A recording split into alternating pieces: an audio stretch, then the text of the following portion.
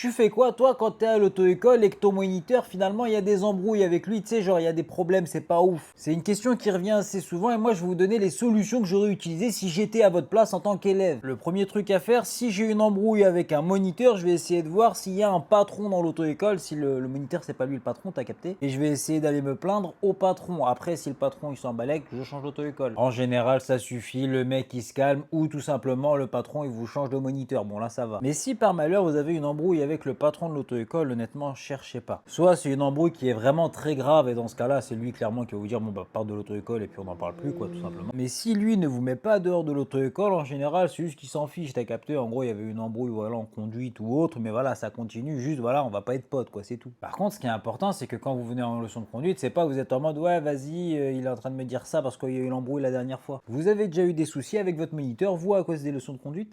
Rassurez-moi quand même, vous êtes au courant du glitch pour avoir le code du premier coup. Attends, je vais vous expliquer tout ça. Première astuce, si tu veux réussir ton code du premier coup, c'est de réviser au bon endroit. Arrête les séries YouTube, les séries cheloues. Ça, c'est nul, oublie. Fais ça plutôt, tu vas pouvoir réviser avec des questions officielles les mêmes que le jour de l'examen là.